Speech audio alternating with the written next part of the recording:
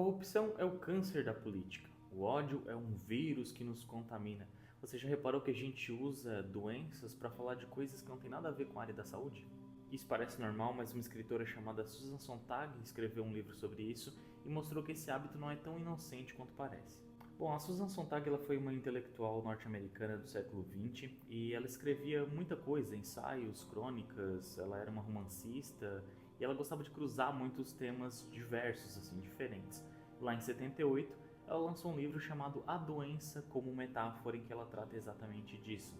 Como a sociedade ela transforma doenças em símbolos e em metáforas. O ponto central dela é o seguinte: quando a gente fala sobre uma doença, a gente não fala apenas sobre o aspecto biológico dela, mas a gente extrapola isso. A gente coloca julgamentos extras em cima, medo, culpa, e cria estigmas que tornam a vida de uma pessoa doente mais difícil do que já é. Por exemplo, no século XIX, a tuberculose era chamada de a doença dos românticos. Vários escritores e artistas famosos morreram dessa doença e isso reforçou um pouco o estereótipo de que seria um pouco poético ser tuberculoso. Só que no fundo não era nada disso, é uma doença terrível que matava muita gente. Já no século XX foi o câncer que ganhou outro tipo de metáfora. Ele passou a ser visto como algo sombrio, silencioso, quase secreto. O doente ele acabava então lutando não só contra a doença, mas contra uma certa culpa de estar adoecido. É como se ele fosse o responsável por ter adoecido.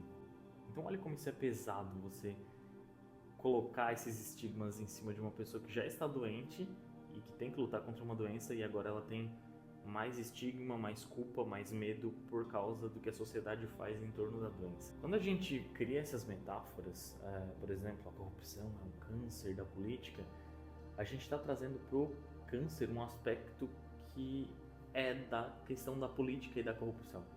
Sabe, uma metáfora ela traz comparações, então eu não estou apenas comparando a corrupção ao câncer, mas de certa forma o câncer ganha também esta metáfora de corrupção.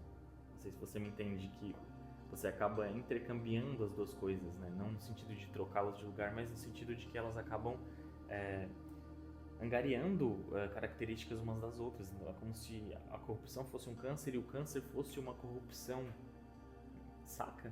E é um pouco isso assim, né?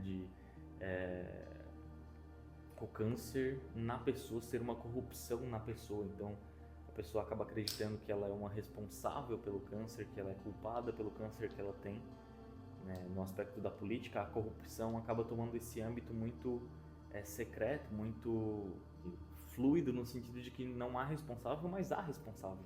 Enquanto que o câncer, você não pode responsabilizar e culpabilizar a pessoa por ter câncer.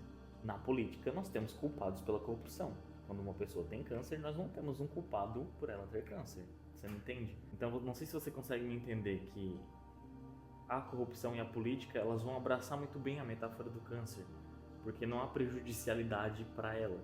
Mas, ao contrário, a partir do momento em que a gente usa o câncer como uma metáfora, eu vou trazer esse estigma da corrupção e da política para o campo do doente e da doença. Nos anos 80, por exemplo, a gente teve a epidemia de AIDS, então uma outra doença que veio aí, e ela ganhou um estigma muito mais pesado, porque ela foi tida como um castigo moral divino contra os homossexuais e contra esses grupos mais marginalizados. Então muitos achavam que a AIDS era uma punição a um modo de vida, um comportamento errado, digamos assim, e isso acabou matando muito mais gente. Por quê? Porque acabou afastando pessoas de um tratamento eficaz contra a doença, criou um certo isolamento social e acabou justificando uma discriminação contra essas pessoas.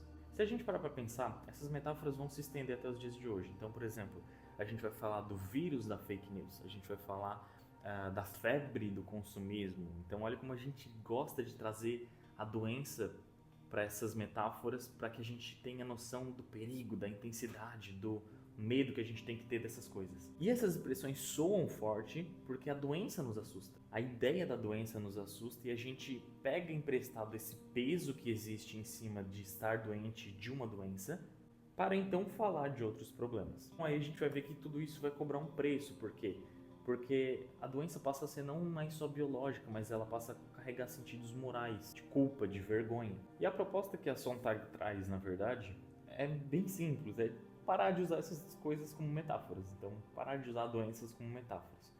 A gente pode ter um leque de comparações e usar outras coisas como metáfora, mas quando a gente faz isso com doença, a gente trabalha para carregar esse estigma. Então, câncer não é castigo, sabe? Depressão não é fraqueza, AIDS não é punição, são doenças e precisam de tratamento, são doenças que precisam ser tratadas e ponto. Quando a gente insiste em usar essas coisas como metáforas e trazer isso para o campo da linguagem e tudo mais, a gente acaba reforçando esse estereótipo e reforçando esse estigma sobre as doenças. Estigma de culpa, de julgamento, questões morais que na verdade não cabem dentro de um campo da doença, sabe? Então, por exemplo, quando eu trago essa questão do câncer, que é muito pesada para algumas pessoas, né? As pessoas, provavelmente você conhece alguém que teve câncer ou alguém que lidou com um parente ou amigo que teve câncer, e você sabe o quanto isso é pesado, tanto para quem está com câncer, quanto para as pessoas que estão ao redor. Então, esse peso todo já existe por si só pela doença em si. E aí a gente traz isso para um campo da linguagem e a gente acaba reforçando esse peso à medida que a gente usa essa doença como uma metáfora para outras coisas e outras mazelas da nossa vida. Então, se eu estou falando de política, eu posso usar termos políticos para lidar com isso, eu posso usar outras metáforas que não uma doença. Claro que daí a gente entra numa seara onde vai ter gente que vai falar que isso é mimimi, blá blá blá e tudo mais, mas perceba como você acha que o câncer ganhou esse estigma que tem hoje, sabe? Só você ouvir falar na palavra câncer, você já fica, saca? Você já prende a respiração, a sua respiração já fica pesada, você já sente um medo, você já sente um pavor só de ouvir a palavra. Então não é só porque é uma doença difícil, mas porque foi criado todo um estigma em torno dessa doença, saca? Quando você ouvia falar... Eu lembro quando eu era criança que eu ouvia falar da palavra AIDS, cara, parecia que era o fim do mundo. E à medida que eu fui buscando conhecer não só sobre AIDS, mas sobre câncer, sobre outras doenças, que eu tinha esse estigma de, caraca, né, não quero nem passar perto de uma pessoa, porque isso reforça esses estereótipos também de preconceito e julgamento.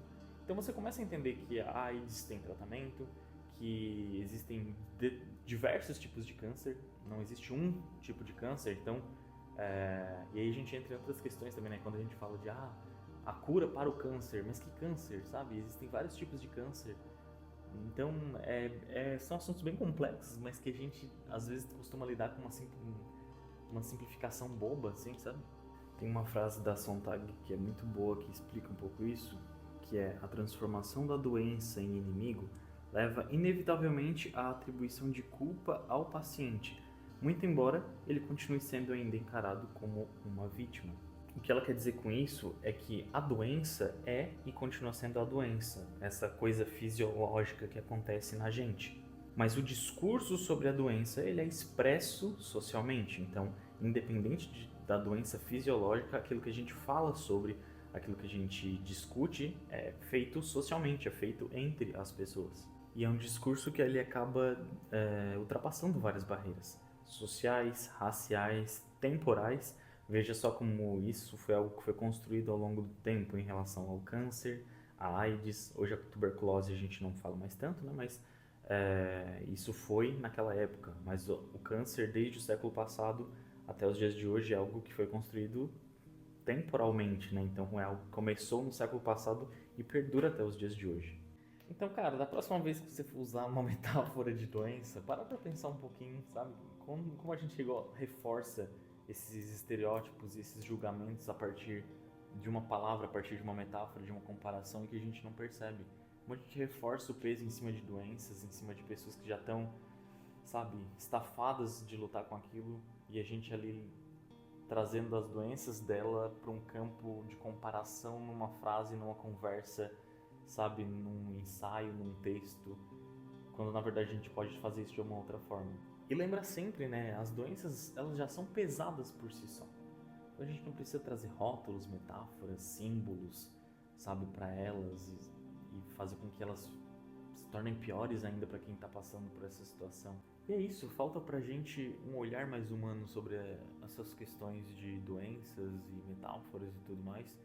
Pode parecer a coisa mais boba do mundo para vocês, mas se você estiver passando por uma doença, isso não vai ser bobo. Você vai saber do que eu tô falando, você vai entender esse sentimento de sentir que aquela coisa é mais pesada do que é ou do que deveria ser. Então, se você gostou desse vídeo de reflexão sobre linguística e metáforas e tudo mais, curte o vídeo, compartilha, deixe seu comentário se você já havia percebido o quanto as doenças são mais estigmatizadas a partir das metáforas que a gente faz quando a gente as usa. Então é isso, um beijão, fiquem com Deus.